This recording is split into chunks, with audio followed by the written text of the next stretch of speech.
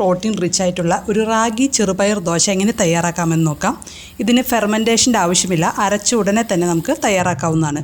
അതിനായി ഞാനിവിടെ 1 കപ്പ് ചെറുപയർ എടുത്തിട്ടുണ്ട്, അതുപോലെ 1 കപ്പ് റാഗിയും. ചെറുപയറും റാഗിയും നന്നായി കഴുകിയെടുക്കണം. റാഗിയിൽ മണ്ണുണ്ടാകാൻ ചാൻസ് ഉണ്ട്, അതുകൊണ്ട് നന്നായി വാഷ് ചെയ്യണം.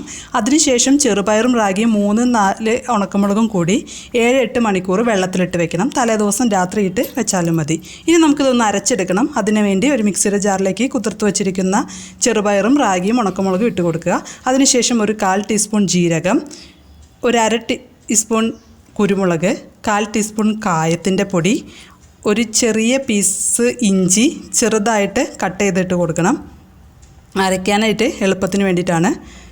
ചെറിയ ഉള്ളി ഒരു 3-4 പീസ്, അതും ചെറുതായിട്ട് തന്നെ അരിഞ്ഞിട്ട് കൊടുക്കണം. 3-4 കറിവേപ്പില.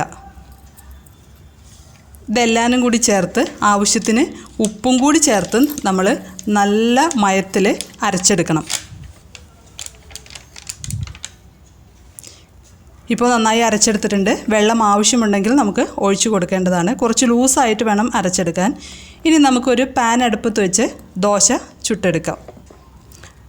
റാഗി എന്ന് പറയുന്നത് ഒരു ഗ്ലൂട്ടൻ ഫ്രീ ആയിട്ടുള്ളൊരു മില്ലറ്റാണ്. അതുപോലെ കാൽസ്യം, ഫൈബർ കണ്ടൻറ്റൊക്കെ കൂടുതലാണ്. ചെറുപയർ പ്രോട്ടീൻ റിച്ച് ആണ്. അപ്പോൾ ചെറുപയർ കഴിക്കാത്ത കുട്ടികളൊക്കെ ഉണ്ടെന്നുണ്ടെങ്കിൽ ഇതുപോലെ ദോശ ഉണ്ടാക്കി കൊടുക്കാവുന്നതാണ്. റാഗിയുടെ സ്ഥാനത്ത് റൈസ് ചേർത്ത് നമുക്ക് ദോശ ഉണ്ടാക്കാം.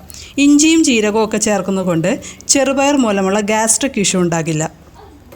ദോശ നന്നായി പരത്തി കുറച്ച് നേരം മൂടി വെച്ച് വേവിക്കണം. അതിനുശേഷം കുറച്ച് നെയ്യ് ചേർത്ത് കൊടുക്കാം. മൂടി വെച്ച് വേവിക്കുന്നത് കൊണ്ട് ഇതിൻ്റെ ഉള്ളിലൊക്കെ നന്നായി വെന്തിട്ടുണ്ടാവും. നിങ്ങൾക്ക് ആവശ്യമുണ്ടെങ്കിൽ മറിച്ചിട്ട് കൊടുക്കാം.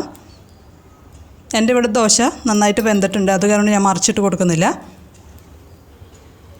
ഇപ്പം നമ്മുടെ ക്രിസ്പി ആയിട്ടുള്ള ടേസ്റ്റി റാഗി ചെറുപയർ ദോശ റെഡി ആയിട്ടുണ്ട്. ഒരുപാട് ഹെൽത്തി ആയിട്ടുള്ള ഈ ദോശ എല്ലാവരും തയ്യാറാക്കി നോക്കണം. നിങ്ങൾക്കിഷ്ടമുള്ള ചട്നിയോ സാമ്പാറോ എന്ത് വേണമെങ്കിലും വെച്ച് നിങ്ങൾക്കിത് സെർവ് ചെയ്യാവുന്നതാണ്. അതുപോലെ വീഡിയോ ഇഷ്ടപ്പെടുകയാണെങ്കിൽ ചാനലൊന്ന് സപ്പോർട്ട് ചെയ്യണേ. താങ്ക്